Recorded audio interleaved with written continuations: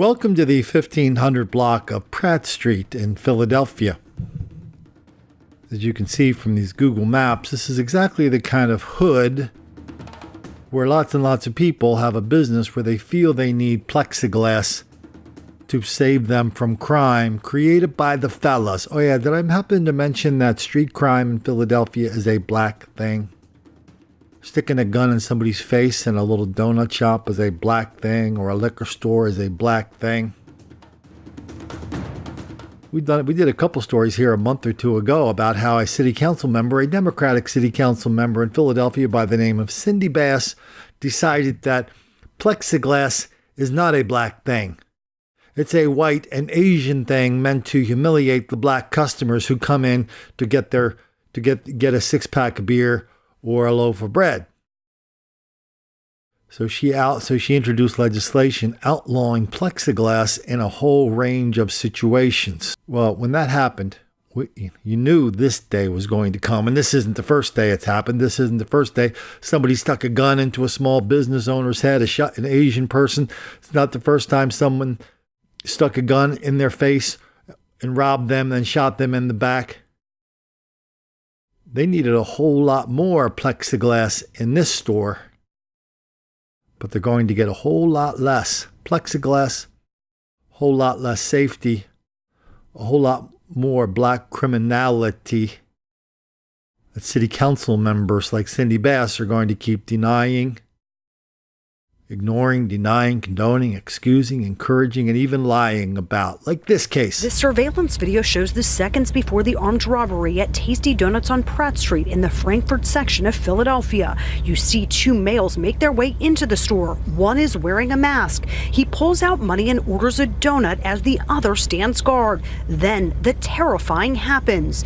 The video shows one of the suspects brandishes a black handgun. He appears to grab the employee's arm, demanding money from the register, and then slides over the counter. As employees fled to the back of the store, police say the offender fired at them. One of these cowards actually shot one of the workers as she was trying to run out the back. Police say the two suspects got just $500 from a bucket under the counter before fleeing the scene. The 38-year-old female victim was lying on the floor and suffered a gunshot wound to her back. Right now, I believe she's going to survive her injuries the store early. But that's little comfort to this neighboring business owner who asked us not to show his face because he fears being the next target. Rarely has anything like this happen, at least on our block. But, it's just, this area is very heavily protected. You always see cops patrolling. He frequents the donut shop and describes the worker as very kind and nice. She's very easygoing, so yeah, it's terrible what happened to her. The video shows a bystander watching as the men run by. Police hope by releasing the video, someone can help them identify the suspects. Hopefully, the video will be enough that anyone who recognizes these individuals as they exited the store and will be able to help us with that. I love that neighbor where, first of all, he was too afraid to go on camera. Rightly so.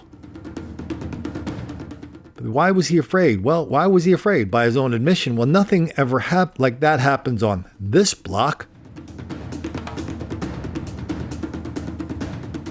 That's the fairy tale. That's the bedtime story.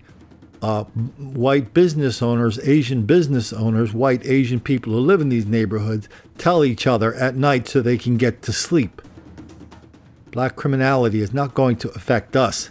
No, it's the next block down.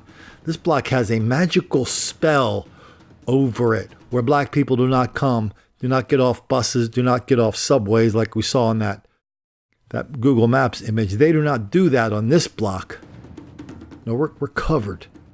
We have the black whisperers come in and explain why they're not going to touch us. Why we don't need plexiglass. I'm not trying to blame that neighbor. I'm not trying to blame anybody involved except for the criminals involved here. But this is just one more example. Not just the violence, but the denial, deceit, and delusion on the part of the reporter who refuses to connect the dots, and the part of that neighbor who went on TV and lied his butt off about the level of black criminality in his neighborhood. Maybe he wasn't lying. You know, if you believe your own lies, is that lying? I don't know. Have people in Philadelphia like that guy, have they forgotten what it's like to live in a regular neighborhood where you don't need plexiglass, where you don't need guns, where you don't need to have people walk your customers to their cars, where you don't plan every minute of your day judging on this little magical formula someone gave you about when it's safe to walk here, there, everywhere? That's not normal. People in Philadelphia think it is. Now they have a mayor and a district attorney telling them that not only is it normal, it's kind of not even happening, because we all know that the only reason that black people are in prison, wildly out of proportion, and the only reason they are arrested is because of racism. Well, they're going to change that. And yet the black criminality continues.